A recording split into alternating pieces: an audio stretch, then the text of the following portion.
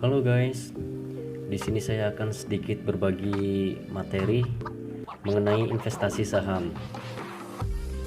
Saham sebagai pilihan investasi, yang artinya saham merupakan salah satu surat berharga yang diperjualbelikan di pasar modal. Saham merupakan bukti kepemilikan atau penyertaan modal dalam sebuah perusahaan atau perseroan terbatas. Pemegang saham memiliki hak untuk hadir dalam rapat umum pemegang saham atau RUPS. Memiliki saham berarti memiliki kesempatan untuk mendapatkan dividen. Saham merupakan aset yang likuid, jadi mudah untuk diperjualbelikan. Keuntungan investasi saham. Keuntungan berinvestasi di saham diantaranya adalah yang pertama, dividen. Dividen adalah pembagian keuntungan perusahaan kepada pemegang saham. Yang kedua, capital gain. Capital gain adalah keuntungan ketika kita menjual saham lebih tinggi dari harga beli. Risiko investasi saham. Risiko berinvestasi di saham diantaranya adalah satu, tidak mendapat dividen.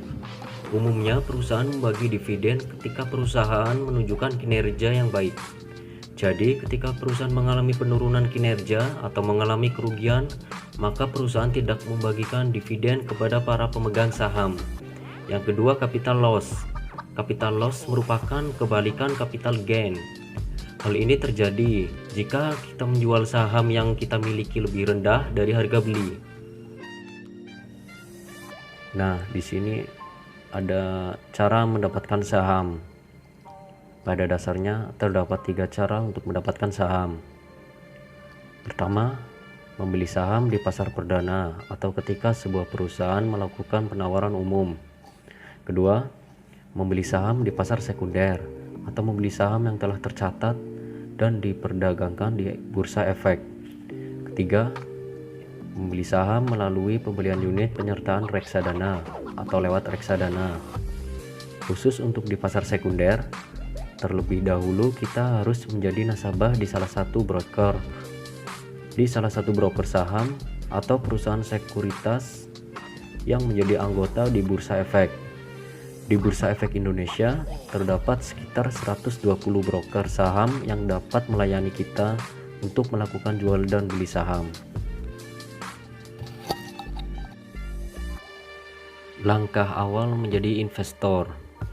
Pertama, mengisi formulir yang telah disediakan oleh pihak perusahaan sekuritas, yaitu formulir pembukaan sub rekening efek dan formulir rekening dana investor. Kedua, memberikan dokumen yang diperlukan seperti fotokopi KTP yang berlaku dan jika ada NPWP serta fotokopi bagian depan buku tabungan yang akan didaftarkan dalam formulir pembukaan sub rekening efek. Ketiga, setoran dana awal ke rekening di Bank RDI atas nama calon investor saham. Masing-masing broker menentukan deposit berbeda-beda, dimulai dari 100.000. Keempat, setelah disetujui, selanjutnya kita sudah siap bertransaksi. Pergerakan harga saham. Mengapa harga saham bisa naik dan turun? Pergerakan harga saham ditentukan oleh supply dan demand atas saham tersebut.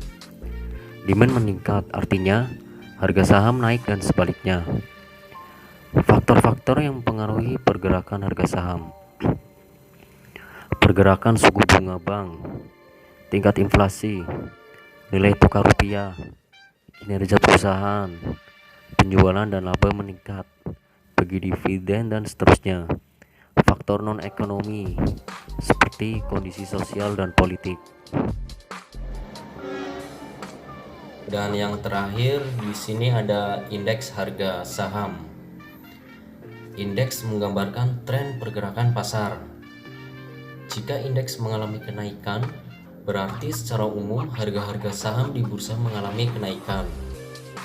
Sebaliknya, jika indeks mengalami penurunan, berarti secara umum harga-harga saham di bursa mengalami penurunan.